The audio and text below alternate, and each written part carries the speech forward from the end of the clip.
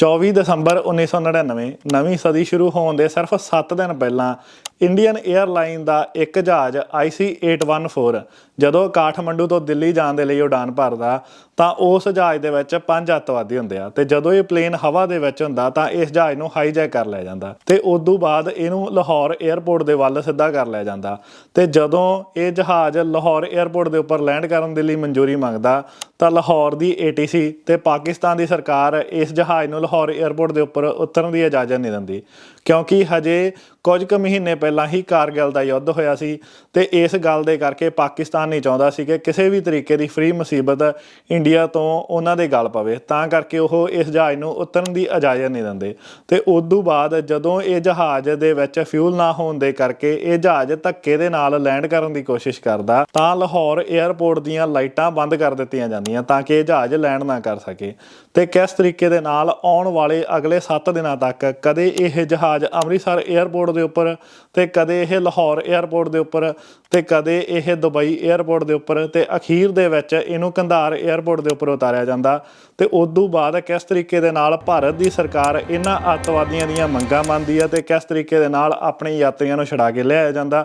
ਅੱਜ ਦੀ ਵੀਡੀਓ ਦੇ ਵਿੱਚ ਆਪਾਂ डिटेल ਦੇ ਵਿੱਚ ਗੱਲ ਕਰਾਂਗੇ ਕੰਧਾਰ ਹਾਈਜੈਕ ਦੇ ਬਾਰੇ। आपको बता दें कि इंडियन एयरलाइंस के विमान IC-814 का अपहरण काठमांडू से दिल्ली की उड़ान के बीच किया गया था। Masood Azhar was released after IC-814 was hijacked. 1999 में एयर इंडिया की फ्लाइट IC-814 की हाईजैकिंग मामले में वाजपेयी सरकार से भारी चूक हुई थी। क्रिसमस ਦੀ ਸਿਰਫ ਇੱਕ ਰਾਤ ਪਹਿਲਾਂ 24 ਦਸੰਬਰ 1999 ਨੂੰ ਇੰਡੀਅਨ 에ਅਰਲਾਈਨ ਦਾ IC-814 ਜਹਾਜ਼ ਕਾਠਮੰਡੂ ਤੋਂ ਦਿੱਲੀ ਜਾਣ ਦੇ ਲਈ ਉਡਾਨ ਭਰਦਾ ਜਿਹਦੇ ਵਿੱਚ ਕਿ 191 ਯਾਤਰੀ ਬੈਠੇ ਹੁੰਦੇ ਆ ਜਿਨ੍ਹਾਂ ਦੇ ਵਿੱਚੋਂ 15 ਕਰੂ ਮੈਂਬਰ ਹੁੰਦੇ ਆ ਤੇ ਇਹਨਾਂ 191 ਯਾਤਰੀਆਂ ਦੇ ਵਿੱਚ 5 ਹਾਈਜੈਕਰ ਵੀ ਹੁੰਦੇ ਆ ਤੇ ਇਸ ਜਹਾਜ਼ ਨੂੰ ਉਡਾ ਰਹੇ ਹੁੰਦੇ ਆ ਕੈਪਟਨ ਦੇਵੀ ਸ਼ਰਨ ਉਹਨਾਂ ਦਾ ਸਾਥ ਦੇਣ ਦੇ ਲਈ ਹੁੰਦੇ ਆ ਕੋ ਪਾਇਲਟ ਰਜਿੰਦਰ ਕੁਮਾਰ ਤੇ ਜਦੋਂ ਇਹ ਜਹਾਜ਼ ਆਪਣੇ ਸਫ਼ਰ ਦੇ ਲਈ ਹਵਾ ਦੇ ਵਿੱਚ ਉੜਦਾ ਤਾਂ ਕੁਝ ਕੁ ਮਿੰਟਾਂ ਬਾਅਦ ਫਲਾਈਟ ਅਟੈਂਡੈਂਟ ਅਨਿਲ ਸ਼ਰਮਾ ਕੋ ਪਾਇਲਟ ਤੇ ਪਾਇਲਟ ਨੂੰ ਕਾਫੀ ਦੇ ਕੇ ਆਉਂਦੇ ਆ ਤੇ ਜਦੋਂ ਹੀ ਉਹ ਕਾਕਪਿਟ ਦੇ ਵਿੱਚੋਂ ਗੇਟ ਖੋਲ ਕੇ ਬਾਹਰ ਨਿਕਲਦੇ ਆ ਤਾਂ ਉਹ ਦੇਖਦੇ ਆ ਕਿ ਉਹਨਾਂ ਦੇ ਸਾਹਮਣੇ ਇੱਕ ਹਾਈਜੈਕਰ ਪਿਸਤੌਲ ਤਾਨੀ ਖੜਾ ਹੁੰਦਾ ਤੇ ਉਸ ਤੋਂ ਬਾਅਦ ਉਹ ਅਨਿਲ ਸ਼ਰਮਾ ਨੂੰ ਕਹਿੰਦਾ ਕਿ ਇਹ ਜਹਾਜ਼ ਨੂੰ ਹਾਈਜੈਕ ਕਰ ਲਿਆ ਗਿਆ ਤੇ ਇੰਨੇ ਹੀ ਸਮੇਂ ਦੇ ਵਿੱਚ ਯਾਤਰੀਆਂ ਦੇ ਵਿੱਚੋਂ 4 ਹੋਰ ਲੋਕ ਉੱਠਦੇ ਆ ਜਿਹੜੇ ਕਿ ਹਾਈਜੈਕਰ ਹੁੰਦੇ ਆ ਤੇ ਉਹ ਜਹਾਜ਼ ਦੇ ਵਿੱਚ ਬੈਠੇ ਹੋਏ ਯਾਤਰੀਆਂ ਦੇ ਉੱਪਰ ਅਟੈਕ ਕਰਨਾ ਸ਼ੁਰੂ ਕਰ ਦਿੰਦੇ ਆ ਉਹਨਾਂ ਨੂੰ ਬੰਦੀ ਬਣਾਉਣ ਲੱਗ ਜਾਂਦੇ ਆ ਤੇ ਕੈਪਟਨ ਦੇਵੀ ਸ਼ਰਨ ਨੂੰ ਇੱਕ ਹਾਈਜੈਕਰ ਜਾ ਕੇ ਕਹਿੰਦਾ ਕਿ ਇਹ ਜਹਾਜ਼ ਨੂੰ ਹੁਣ ਵੈਸਟ ਦੇ ਵੱਲ ਮੋੜ ਲਿਆ ਜਾਵੇ ਕਿਉਂਕਿ ਉਹ ਇਸ ਜਹਾਜ਼ ਨੂੰ ਪਾਕਿਸਤਾਨ ਦੇ ਵੱਲ ਲਿਜਾਣਾ ਚਾਹੁੰਦੇ ਸੀ ਤਾਂ ਕਿ ਉਹ ਲਾਹੌਰ 에ਅਰਪੋਰਟ ਦੇ ਉੱਪਰ ਜਾ ਕੇ ਇਹ ਜਹਾਜ਼ ਨੂੰ ਲੈਂਡ ਕਰਾ ਸਕਣ ਪਰ ਕੈਪਟਨ ਦੇਵੀ ਸ਼ਰਨ ਬੜੀ ਹੀ ਚਲਾਕੀ ਦੇ ਨਾਲ ਉਹਨਾਂ ਨੂੰ ਕਹਿੰਦੇ ਆ ਕਿ ਇਸ ਜਹਾਜ਼ ਦੇ ਵਿੱਚ ਇੰਨਾ ਜ਼ਿਆਦਾ ਫਿਊਲ ਨਹੀਂ ਕਿ ਇਹ ਲਾਹੌਰ ਤੱਕ ਜਾ ਸਕੇ ਉਹ ਸਿਰਫ ਵੱਧ ਤੋਂ ਵੱਧ ਅੰਮ੍ਰਿਤਸਰ ਤੱਕ ਜਾ ਸਕਦੇ ਆ ਤੇ ਜਦੋਂ ਇਹ ਜਹਾਜ਼ ਨੂੰ ਅੰਮ੍ਰਿਤਸਰ ਵੱਲ ਜਾਣ ਦੀ ਆਗਿਆ ਦੇ ਦਿੰਦੇ ਆ ਹਾਈਜੈਕਰ ਤੇ ਕੈਪਟਨ ਦੇਵੀ ਸ਼ਰਨ ਅੰਮ੍ਰਿਤਸਰ 에ਅਰਪੋਰਟ ਦੇ ATC ਨੂੰ ਰਿਕੁਐਸਟ ਕਰਦੇ ਆ ਕਿ ਉਹਨਾਂ ਨੂੰ ਰੀਫਿਊਲਿੰਗ ਕਰਨ ਦੇ ਲਈ ਅੰਮ੍ਰਿਤਸਰ 에ਅਰਪੋਰਟ ਦੇ ਉੱਪਰ ਐਮਰਜੈਂਸੀ ਲੈਂਡਿੰਗ ਕਰਨ ਦੀ ਇਜਾਜ਼ਤ ਦਿੱਤੀ ਜਾਵੇ ਕਿਉਂਕਿ ਇਸ ਜਹਾਜ਼ ਨੂੰ 5 ਹਾਈਜੈਕਰਾਂ ਨੇ ਹਾਈਜੈਕ ਕਰ ਲਿਆ ਤੇ ਅੰਮ੍ਰਿਤਸਰ ਦੀ ATC ਤੋਂ ਹੀ ਭਾਰਤ ਦੀ ਸਰਕਾਰ ਨੂੰ ਪਤਾ ਲੱਗਦਾ ਕਿ ਕਿਸ ਤਰੀਕੇ ਦੇ ਨਾਲ ਹਾਈਜੈਕਰਾਂ ਨੇ ਇੰਡੀਅਨ 에ਅਰਲਾਈਨ ਦਾ ਇੱਕ ਜਹਾਜ਼ ਹਾਈਜੈਕ ਕਰ ਲਿਆ ਤੇ ਉਸ ਤੋਂ ਬਾਅਦ ਇਸ ਜਹਾਜ਼ ਨੂੰ ਅੰਮ੍ਰਿਤਸਰ 에ਅਰਪੋਰਟ ਦੇ ਉੱਪਰ ਉਤਰਨ ਦੀ ਇਜਾਜ਼ਤ ਦੇ ਦਿੱਤੀ ਜਾਂਦੀ ਆ ਤੇ ਜਦੋਂ ਇਹ ਜਹਾਜ਼ ਅੰਮ੍ਰਿਤਸਰ 에ਅਰਪੋਰਟ ਦੇ ਉੱਪਰ ਉਤਰਦਾ ਤਾਂ ਹਾਈਜੈਕਰ ਕਹਿੰਦੇ ਆ ਪਾਇਲਟ ਨੂੰ ਕਿ ਜਲਦੀ ਤੋਂ ਜਲਦੀ ਇਸ ਜਹਾਜ਼ ਨੂੰ ਰੀਫਿਊਲ ਕੀਤਾ ਜਾਵੇ ਪਰ ਅੰਮ੍ਰਿਤਸਰ 에ਅਰਪੋਰਟ ਅਥਾਰਟੀ ਨੂੰ ਇਹ ਹੁਕਮ ਹੁੰਦਾ ਭਾਰਤ ਦੀ ਸਰਕਾਰ ਦੇ ਦੁਆਰਾ ਕਿ ਜਿੰਨੀ ਵੀ ਦੇਰੀ ਹੋ ਸਕਦੀ ਆ ਅੰਮ੍ਰਿਤਸਰ 에ਅਰਪੋਰਟ ਦੇ ਉੱਪਰ ਇਸ ਜਹਾਜ਼ ਨੂੰ ਰੀਫਿਊਲ ਕਰਨ ਦੇ ਵਿੱਚ ਉਨੀ ਦੇਰੀ ਕੀਤੀ ਜਾਵੇ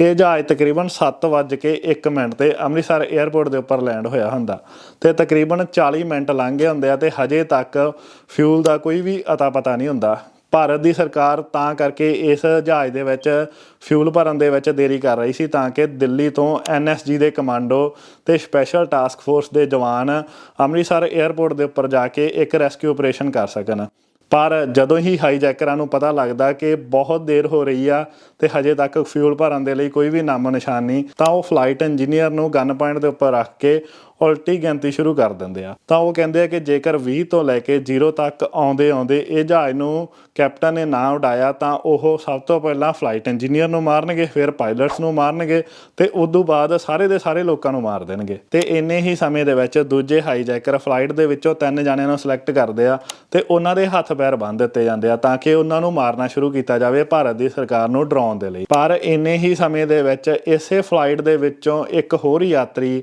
ਕਟਿਆਲ ਨਾਂ ਦਾ, ਜਿਹੜਾ ਕਿ ਆਪਣੇ ਹਨੀਮੂਨ ਤੋਂ ਵਾਪਸ ਆ ਰਿਹਾ ਸੀ ਕਾਠਮੰਡੂ ਤੋਂ, ਉਹ ਬਾਥਰੂਮ ਜਾਣ ਦੇ ਲਈ ਆਪਣੀ ਸੀਟ ਤੋਂ ਉੱਠਦਾ ਤੇ ਉਹ ਰਿਕੁਐਸਟ ਕਰਦਾ ਹਾਈਜੈਕਰਾਂ ਨੂੰ ਕਿ ਉਹਨੂੰ ਬਾਥਰੂਮ ਜਾਣ ਦੀ ਇਜਾਜ਼ਤ ਦਿੱਤੀ ਜਾਵੇ। ਪਰ ਫਿਊਲ ਨਾ ਭਰੇ ਜਾਣ ਦੇ ਕਰਕੇ ਹਾਈਜੈਕਰ ਇੰਨੇ ਕੁ ਗੁੱਸੇ ਦੇ ਵਿੱਚ ਹੁੰਦੇ ਆ ਕਿ ਉਹ ਕਹਿੰਦਾ ਕਿ ਤੈਨੂੰ ਬਾਥਰੂਮ ਜਾਣ ਦੀ ਨਹੀਂ, ਤੈਨੂੰ ਉੱਪਰ ਜਾਣ ਦੀ ਇਜਾਜ਼ਤ ਦਿੰਦੇ ਆ। ਤੇ ਉਹ ਇੰਨਾ ਕਹਿ ਕੇ ਉਹਦੇ ਚਾਕੂ ਮਾਰਨੇ ਸ਼ੁਰੂ ਕਰ ਦਿੰਦੇ ਆ, ਕਾਫੀ ਵਾਰ ਕਰਦੇ ਆ ਉਹਦੇ ਉੱਪਰ, ਜਿਹਦੇ ਨਾਲ ਕਿ ਜ਼ਿਆਦਾ ਬਲੀਡਿੰਗ ਹੋਣ ਦੇ ਕਰਕੇ ਕਟਿਆਲ ਨਾਂ ਦੇ ਇਸ ਯਾਤਰੀ ਦੀ ਮੌਤ ਹੋ ਜਾਂਦੀ ਆ। ਪਰ ਜਦੋਂ ਜਹਾਜ਼ ਦੇ ਵਿੱਚ ਇਸ ਤਰੀਕੇ ਦੇ ਨਾਲ ਖੂਨ ਖਰਾਬਾ ਸ਼ੁਰੂ ਹੋ ਜਾਂਦਾ ਤਾਂ ਕੋ ਪਾਇਲਟ ਤੇ ਪਾਇਲਟ ਇਹ ਡਿਸਾਈਡ ਕਰਦੇ ਆ ਕਿ ਉਹ ਇੱਕ ਵਾਰੀ ਜਹਾਜ਼ ਨੂੰ ਉਡਾ ਲੈਣਗੇ। ਜੇਕਰ ਉਹਨਾਂ ਨੂੰ ਲਾਹੌਰ ATC ਨੇ ਉਤਰਨ ਦੀ ਇਜਾਜ਼ਤ ਦਿੱਤੀ ਤਾਂ ਲਾਹੌਰ ਏਅਰਪੋਰਟ ਦੇ ਉੱਪਰ ਉਤਰ ਕੇ ਰੀਫਿਊਲਿੰਗ ਕਰ ਲੈਣਗੇ। ਪਰ ਉਸ ਤੋਂ ਬਾਅਦ ਜਦੋਂ ਹੀ ਇਹ ਜਹਾਜ਼ ਅੰਮ੍ਰਿਤਸਰ ਏਅਰਪੋਰਟ ਤੋਂ ਉੱਡ ਕੇ ਪਾਕਿਸਤਾਨ ਦੇ ਏਅਰ ਸਪੇਸ ਦੇ ਵਿੱਚ ਜਾਂਦਾ ਤੇ ਜਦੋਂ ਉਹਨਾਂ ਦਾ ਸੰਪਰਕ ਲਾਹੌਰ ATC ਨਾਲ ਹੁੰਦਾ ਤਾਂ ਲਾਹੌਰ ਦੀ ATC ਉਹਨਾਂ ਨੂੰ ਕਹਿੰਦੀ ਹੈ ਕਿ ਵਾਪਸ ਚਲੇ ਜਾਓ, ਨਹੀਂ ਤਾਂ ਉਹਨਾਂ ਦੇ ਜਹਾਜ਼ ਨੂੰ ਉਡਾ ਦਿੱਤਾ ਜਾਊਗਾ। ਪਰ ਕੈਪਟਨ ਦੇਵੀ ਸ਼ਰਨ ਲਾਹੌਰ ਦੇ ATC ਨੂੰ ਕਹਿੰਦੇ ਆ ਕਿ ਇੱਕ ਪਾਸੇ ਉਹਨਾਂ ਨੂੰ ਗਨ ਪੁਆਇੰਟ ਤੇ ਉਡਾ ਕੇ ਲਾਹੌਰ ਦੇ ਵਿੱਚ ਲਿਆਂਦਾ ਗਿਆ ਤੇ ਦੂਜੇ ਪਾਸੇ ਤੁਸੀਂ ਉਹਨਾਂ ਨੂੰ ਉਡਾਉਣ ਦੀ ਧਮਕੀ ਦਿੰਦੇ ਆ ਤੇ ਜੇਕਰ ਤੁਸੀਂ ਲਾਹੌਰ ਏਅਰਪੋਰਟ ਦੇ ਉੱਪਰ ਉਤਰਨ ਦੀ ਇਜਾਜ਼ਤ ਨਾ ਦਿੱਤੀ ਤਾਂ ਉਹਨਾਂ ਨੇ ਤਾਂ ਵੈਸੇ ਵੀ ਮਰਨਾ। ਇਸੇ ਗੱਲ ਨੂੰ ਕਹਿ ਕੇ ਉਹ ਜਹਾਜ਼ ਨੂੰ ਲੈਂਡਿੰਗ ਕਰਾਉਣ ਦੀ ਤਿਆਰੀ ਸ਼ੁਰੂ ਕਰ ਦਿੰਦੇ ਆ ਤੇ ਇਸੇ ਗੱਲ ਦੇ ਕਰਕੇ ਲਾਹੌਰ ਏਅਰਪੋਰਟ ਦੀਆਂ ਲਾਈਟਾਂ ਬੰਦ ਕਰ ਦਿੱਤੀਆਂ ਜਾਂਦੀਆਂ। ਪਰ ਜਦੋਂ ਜਹਾਜ਼ ਦੇ ਵਿੱਚ ਫਿਊਲ ਹੀ ਨਹੀਂ ਸੀ, ਕੈਪਟਨ ਦੇ ਕੋਲ ਕੋਈ ਵੀ ਹੋਰ ਆਪਸ਼ਨ ਨਹੀਂ ਸੀ, ਉਹ ਕੀ ਕਰਦੇ ਆ ਕਿ ਉਹ ਮੈਨੂਅਲੀ ਜਹਾਜ਼ ਨੂੰ ਏਅਰਪੋਰਟ ਦੇ ਉੱਪਰ ਲੈਂਡ ਕਰਾਉਣ ਦੀ ਕੋਸ਼ਿਸ਼ ਕਰਦੇ ਆ। ਤੇ ਜਦੋਂ ਹੀ ਉਹ ਨੀਚੇ ਆ ਰਹੇ ਹੁੰਦੇ ਆ ਤਾਂ ਤਕਰੀਬਨ 300 ਫੁੱਟ ਦੇ ਨੇੜੇ ਆ ਕੇ ਉਹਨਾਂ ਨੂੰ ਪਤਾ ਲੱਗਦਾ ਕਿ ਇਹ ਤਾਂ ਇੱਕ ਹਾਈਵੇ ਆ, ਇਹਦੇ ਉੱਪਰ ਤਾਂ ਗੱਡੀਆਂ ਚੱਲ ਰਹੀਆਂ, ਉਹ ਗਲਤ ਜਗ੍ਹਾ ਦੇ ਉੱਪਰ ਲੈਂਡ ਕਰਨ ਦੀ ਕੋਸ਼ਿਸ਼ ਕਰ ਰਹੇ ਆ। ਤੇ ਇਹ ਸਾਰਾ ਕੁਝ ਲਾਹੌਰ ਦਾ ATC ਦੇਖ ਰਿਹਾ ਹੁੰਦਾ ਤੇ ਉਹਨਾਂ ਨੂੰ ਸੱਚਮੁੱਚ ਲੱਗਦਾ ਕਿ ਸ਼ਾਇਦ ਇਸ ਜਹਾਜ਼ ਦੇ ਕੋਲ ਸੱਚੀ ਹੀ ਫਿਊਲ ਨਹੀਂਗਾ। ਤੇ ਫਿਰ ਉਹ ਲਾਹੌਰ ਏਅਰਪੋਰਟ ਦੀਆਂ ਲਾਈਟਾਂ ਔਨ ਕਰ ਦਿੰਦੇ ਆ ਤੇ ਜਹਾਜ਼ ਨੂੰ ਸਿਰਫ ਇਸ ਸ਼ਰਤ ਦੇ ਉੱਪਰ ਲਾਹੌਰ ਏਅਰਪੋਰਟ ਦੇ ਉੱਪਰ ਉਤਰਨ ਦੀ ਇਜਾਜ਼ਤ ਦਿੱਤੀ ਜਾਂਦੀ ਆ ਕਿ ਸਿਰਫ ਰੀਫਿਊਲਿੰਗ ਕੀਤੀ ਜਾਊਗੀ, ਹੋਰ ਕੁਝ ਵੀ ਨਹੀਂ ਕੀਤਾ ਜਾਊਗਾ ਇਸ ਜਹਾਜ਼ ਦੇ ਨਾਲ ਤੇ ਨਾਲ ਦੀ ਨਾਲ ਇਸ ਜਹਾਜ਼ ਨੂੰ ਉਡਾ ਲਿਆ ਜਾਊਗਾ। ਤੇ ਜਦੋਂ ਇਹ ਜਹਾਜ਼ ਲਾਹੌਰ ਏਅਰਪੋਰਟ ਦੇ ਉੱਪਰ ਲੈਂਡ ਕਰਦਾ ਤਾਂ ਲਾਹੌਰ ਦੀ ਏਅਰਪੋਰਟ ਅਥਾਰਟੀ ਨੂੰ ਰਿਕੁਐਸਟ ਕੀਤੀ ਜਾਂਦੀ ਹੈ ਕਿ ਜਿੰਨੇ ਵੀ ਜ਼ਖਮੀ ਜਾਂ ਔਰਤਾਂ ਨੇ, ਜੇਕਰ ਇਹ ਹਾਈਜੈਕਰ ਉਹਨਾਂ ਨੂੰ ਉਤਰਨ ਦੀ ਇਜਾਜ਼ਤ ਦਿੰਦੇ ਆ ਤਾਂ ਇਹਨਾਂ ਨੂੰ ਇਸ ਏਅਰਪੋਰਟ ਦੇ ਉੱਪਰ ਉਤਾਰ ਕੇ ਹਸਪੀਟਲ ਦੇ ਵਿੱਚ ਐਡਮਿਟ ਕਰਾ ਦਿੱਤਾ ਜਾਵੇ। ਪਰ ਲਾਹੌਰ ਏਅਰਪੋਰਟ ਅਥਾਰਟੀ ਇਹ ਸਾਰੀਆਂ ਗੱਲਾਂ ਮੰਨਣ ਤੋਂ ਇਨਕਾਰ ਕਰ ਦਿੰਦੀ ਆ। ਤੇ ਉਦੋਂ ਬਾਅਦ ਜਦੋਂ ਹੀ ਇਹ ਜਹਾਜ਼ ਦੀ ਰੀਫਿਊਲਿੰਗ ਹੋ ਜਾਂਦੀ ਆ ਤਾਂ ਹਾਈਜੈਕਰ ਕਹਿੰਦੇ ਆ ਕਿ ਹੁਣ ਇਹ ਜਹਾਜ਼ ਨੂੰ ਕਾਬੁਲ ਦੇ ਵੱਲ ਉਡਾ ਲਿਆ ਜਾਵੇ। ਪਰ ਕਾਬੁਲ ਏਅਰਪੋਰਟ ਦੇ ਉੱਪਰ ਰਾਤ ਨੂੰ ਲੈਂਡ ਕਰਨ ਦੀ ਸੁਵਿਧਾ ਨਹੀਂ ਹੁੰਦੀ, ਤਾਂ ਕਰਕੇ ਇਹ ਜਹਾਜ਼ ਨੂੰ ਦੁਬਈ ਦੇ ਵੱਲ ਲਿਜਾਇਆ ਜਾਂਦਾ। ਤੇ ਜਦੋਂ ਹੀ ਇਹ ਜਹਾਜ਼ ਦੁਬਈ ਏਅਰਪੋਰਟ ਦੇ ਉੱਪਰ ਲੈਂਡ ਕਰਦਾ ਉੱਥੇ ਇਹਨੂੰ ਰੀਫਿਊਲ ਕੀਤਾ ਜਾਂਦਾ ਇਸ ਸ਼ਰਤ ਦੇ ਬਦਲੇ ਕਿ ਜਿੰਨੇ ਵੀ ਜ਼ਖਮੀ ਜਾਂ ਕੁਝ ਕੁ ਬਜ਼ੁਰਗ ਔਰਤਾਂ ਨੇ ਉਹਨਾਂ ਨੂੰ ਉਤਾਰ ਦਿੱਤਾ ਜਾਵੇ। ਤੇ ਜਦੋਂ ਹੀ ਰੀਫਿਊਲਿੰਗ ਦੇ ਬਦਲੇ ਉਹਨਾਂ ਜ਼ਖਮੀ ਯਾਤਰੀਆਂ ਨੂੰ ਤੇ ਬਜ਼ੁਰਗ ਔਰਤਾਂ ਤੇ ਬੱਚਿਆਂ ਨੂੰ ਉਤਾਰ ਦਿੱਤਾ ਜਾਂਦਾ ਤੇ ਉਦੋਂ ਬਾਅਦ ਇਹ ਜਹਾਜ਼ ਦੁਬਈ ਏਅਰਪੋਰਟ ਤੋਂ ਸਵੇਰ ਦੇ 6 ਵਜੇ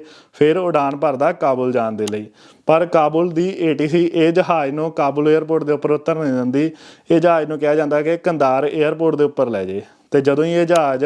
ਕਾਬੁਲ ਤੋਂ ਕੰਧਾਰ ਏਅਰਪੋਰਟ ਦੇ ਵੱਲ ਜਾਂਦਾ ਤਾਂ ਪਹਿਲੀ ਵਾਰੀ ਲੋਕਾਂ ਨੇ ਨੋਟਿਸ ਕੀਤਾ ਕੋਈ ਕੰਧਾਰ ਨਾਂ ਦਾ ਏਅਰਪੋਰਟ ਅਫਗਾਨਿਸਤਾਨ ਦੇ ਵਿੱਚ, ਤੇ ਕੰਧਾਰ ਏਅਰਪੋਰਟ ਦੇ ਉੱਪਰ ਇਸ ਜਹਾਜ਼ ਨੂੰ ਲੈਂਡ ਕਰਾ ਲਿਆ ਜਾਂਦਾ। ਉਸ ਸਮੇਂ ਅਫਗਾਨਿਸਤਾਨ ਦੇ ਵਿੱਚ ਤਾਲਿਬਾਨ ਦੀ ਸਰਕਾਰ ਸੀ ਤੇ ਤਾਲਿਬਾਨ ਦੀ ਸਰਕਾਰ ਵੀ ਇਹਨਾਂ ਅੱਤਵਾਦੀਆਂ ਨੂੰ ਸਪੋਰਟ ਕਰ ਰਹੀ ਸੀ। ਤੇ ਉਦੋਂ ਬਾਅਦ ਆਉਣ ਵਾਲੇ ਅਗਲੇ 5 ਦਿਨਾਂ ਤੱਕ ਇਹੀ ਜਹਾਜ਼ 176 ਯਾਤਰੀਆਂ ਦੀ ਜੇਲ੍ਹ ਬਣ ਕੇ ਰਹਿ ਜਾਂਦਾ। ਇਸੇ ਹੀ ਜਹਾਜ਼ ਦੇ ਵਿੱਚ ਉਹਨਾਂ ਨੂੰ ਖਾਣਾ ਪੀਣਾ ਮਿਲਦਾ ਤੇ ਇਸੇ ਹੀ ਜਹਾਜ਼ ਦੇ ਵਿੱਚ ਉਹ ਬਾਥਰੂਮ ਵਗੈਰਾ ਜਾਂਦੇ ਆ। ਤੇ ਉਦੋਂ ਬਾਅਦ ਤਾਲਿਬਾਨ ਦੀ ਸਰਕਾਰ ਨੂੰ ਵਿੱਚ ਪਾ ਕੇ ਇਹ ਅੱਤਵਾਦੀ ਆਪਣੀਆਂ ਮੰਗਾਂ ਇੰਡੀਆ ਦੀ ਸਰਕਾਰ ਤੱਕ ਪਹੁੰਚਾਉਂਦੇ ਆ। ਤੇ ਪਹਿਲੀ ਵਾਰੀ ਭਾਰਤ ਦੇ ਮੰਤਰੀ ਜਸਵੰਤ ਸਿਨਹਾ ਇਹਨਾਂ ਅੱਤਵਾਦੀਆਂ ਦੀਆਂ ਮੰਗਾਂ ਮੀਡੀਆ ਦੇ ਸਾਹਮਣੇ ਰੱਖਦੇ ਆ। ਤੇ ਉਦੋਂ ਬਾਅਦ ਪਤਾ ਲੱਗਦਾ ਕਿ ਇਹਨਾਂ ਹਾਈਜੈਕਰਾਂ ਨੇ ਭਾਰਤ ਦੀਆਂ ਵੱਖ-ਵੱਖ ਜੇਲ੍ਹਾਂ ਦੇ ਵਿੱਚ ਕੈਦ ਕਈ ਅੱਤਵਾਦੀਆਂ ਦੀ ਰਿਹਾਈ ਦੀ ਮੰਗ ਕੀਤੀ ਆ ਤੇ ਇਹਦੇ ਤੋਂ ਇਲਾਵਾ ਤਕਰੀਬਨ 200 ਮਿਲੀਅਨ ਅਮਰੀਕਨ ਡਾਲਰ ਦੀ ਵੀ ਮੰਗ ਕੀਤੀ ਆ। ਤੇ ਤਾਲਿਬਾਨ ਦੀ ਸਰਕਾਰ ਇਸ ਗੱਲ ਦੇ ਲਈ ਇਨਕਾਰ ਕਰ ਦਿੰਦੀ ਆ ਕਿ ਇਹ ਇਸਲਾਮ ਦੇ ਖਿਲਾਫ ਆ ਕਿਸੇ ਵੀ ਸਰਕਾਰ ਤੋਂ ਪੈਸੇ ਮੰਗਣੇ, ਤਾਂ ਕਰਕੇ ਉਹ ਹਾਈਜੈਕਰਾਂ ਨੂੰ ਕਹਿੰਦੇ ਕਿ ਉਹ ਪੈਸੇ ਦੀ ਮੰਗ ਨੂੰ ਨਾ ਮੰਗਣ। ਤੇ ਉਦੋਂ ਬਾਅਦ ਭਾਰਤ ਦੀ ਸਰਕਾਰ ਤਾਲਿਬਾਨ ਦੀ ਸਰਕਾਰ ਨਾਲ ਗੱਲ ਕਰਕੇ ਨੈਗੋਸ਼ੀਏਟ ਕਰਦੀ ਆ। ਭਾਰਤ ਦੀ ਸਰਕਾਰ ਸਿਰਫ 3 ਅੱਤਵਾਦੀਆਂ ਨੂੰ ਛੱਡਣ ਦੇ ਲਈ ਮਨਜ਼ੂਰ ਹੁੰਦੀ ਆ, ਜਿਨ੍ਹਾਂ ਦੇ ਵਿੱਚੋਂ ਸਭ ਤੋਂ ਮਸ਼ਹੂਰ ਅੱਤਵਾਦੀ ਹੁੰਦਾ ਮੌਲਾਨਾ ਮਸੂਦ ਅਜ਼ਹਰ, ਤੇ ਇਹਦੇ 2 ਹੋਰ ਸਾਥੀਆਂ ਨੂੰ ਵੀ ਛੱਡਿਆ ਜਾਂਦਾ। ਤੇ ਜਦੋਂ ਹੀ ਇਹ 3 ਅੱਤਵਾਦੀਆਂ ਨੂੰ ਕੰਧਾਰ 에ਅਰਪੋਰਟ ਦੇ ਉੱਪਰ ਪਹੁੰਚਾਇਆ ਜਾਂਦਾ ਤਾਂ ਉਹਨਾਂ ਹਾਈਜੈਕਰਾਂ ਦੇ ਵਿੱਚੋਂ ਕੁਝ ਕੁ ਲੋਕ ਆ ਕੇ ਇਹਨਾਂ ਦੀ ਪਛਾਣ ਕਰਦੇ ਆ, ਤੇ ਜਦੋਂ ਉਹਨਾਂ ਨੂੰ ਲੱਗਦਾ ਕਿ ਇਹ 3 ਸਹੀ ਅੱਤਵਾਦੀ ਆ ਤਾਂ ਉਹ ਜਿੰਨੇ ਵੀ ਯਾਤਰੀਆਂ ਨੂੰ ਬੰਦੀ ਬਣਾਇਆ ਹੁੰਦਾ ਉਹਨਾਂ ਨੂੰ ਰਿਹਾ ਕਰਨ ਦੇ ਹੁਕਮ ਦੇ ਦਿੰਦੇ ਆ। ਤੇ ਉਸ ਤੋਂ ਬਾਅਦ ਸਾਰੇ ਦੇ ਸਾਰੇ ਯਾਤਰੀਆਂ ਨੂੰ ਦੂਜੇ ਜਹਾਜ਼ ਦੇ ਵਿੱਚ ਬਿਠਾ ਕੇ ਵਾਪਸ ਇੰਡੀਆ ਦੇ ਵਿੱਚ ਲਿਆਇਆ ਜਾਂਦਾ। ਪਰ ਜਿਹੜਾ ਮੌਲਾਨਾ ਮਸੂਦ ਅਜ਼ਹਰ ਸੀ ਉਹ ਅੱਜ ਦੇ ਦਿਨ ਤੱਕ ਵੀ ਆਜ਼ਾਦ ਘੁੰਮ ਰਿਹਾ ਪਾਕਿਸਤਾਨ ਦੇਸ਼ ਦੇ ਵਿੱਚ, ਜਿਹਦੇ ਕਰਕੇ ਉਹਨੇ ਕਈ ਹੋਰ ਵਾਰਦਾਤਾਂ ਕੀਤੀਆਂ। ਅੱਜ ਦੇ ਦਿਨ ਤੱਕ ਇੰਡੀਆ ਦੇ ਵਿੱਚ ਉਹ ਵਾਰਦਾਤਾਂ ਕਰ ਰਿਹਾ ਤੇ ਕਾਫੀ ਨੁਕਸਾਨ ਕਰ ਰਿਹਾ ਇੰਡੀਆ ਦੇ ਲੋਕਾਂ ਦਾ ਤੇ ਇੰਡੀਆ ਦੀ ਸਰਕਾਰ ਦਾ। ਪਰ 5 ਹਾਈਜੈਕਰਾਂ ਨੇ ਇੰਡੀਅਨ 에ਅਰਲਾਈਨ ਦਾ ਇੱਕ ਜਹਾਜ਼ ਹਾਈਜੈਕ ਕਰਕੇ ਕੰਧਾਰ 에ਅਰਪੋਰਟ ਦੇ ਉੱਪਰ ਲਿਜਾ ਕੇ ਆਪਣੇ 3 ਸਾਥੀਆਂ ਨੂੰ ਛੁਡਾ ਲਿਆ। ਇਸ ਤਰੀਕੇ ਦੇ ਨਾਲ ਹੋਇਆ ਸੀ ਕੰਧਾਰ ਹਾਈਜੈਕ, ਜਿਹੜਾ ਕਿ ਇੰਡੀਅਨ ਸਰਕਾਰ ਦਾ ਇੱਕ ਫੇਲੀਅਰ ਵੀ ਕਹਿ ਸਕਦੇ ਆ ਤੁਸੀਂ। ਪਰ ਕਿਸ ਤਰੀਕੇ ਦੇ ਨਾਲ 4000 ਕਿਲੋਮੀਟਰ ਦੂਰ ਜਾ ਕੇ ਇਜ਼ਰਾਈਲ ਦੀ ਮਸਾਦ ਆਪਣੇ 100 ਬੰਦੀ ਯਾਤਰੀਆਂ ਨੂੰ ਛੁਡਾ ਕੇ ਲਿਆਉਂਦੀ ਆ, ਜਿਨ੍ਹਾਂ ਨੂੰ ਕਿ ਜਹਾਜ਼ ਦੇ ਵਿੱਚ ਹਾਈਜੈਕ ਕਰਕੇ ਯੁਗਾਂਡਾ ਲੈ ਜਾਂਦੇ ਆ। ਆਹ ਵੀਡੀਓ ਤੇ ਕਲਿੱਕ ਕਰਕੇ ਦੇਖਿਓ ਤੇ ਆਪਾਂ ਤੁਹਾਡੇ ਨਾਲ ਮਿਲਦੇ ਹਾਂ ਅਗਲੀ ਵੀਡੀਓ ਦੇ ਵਿੱਚ।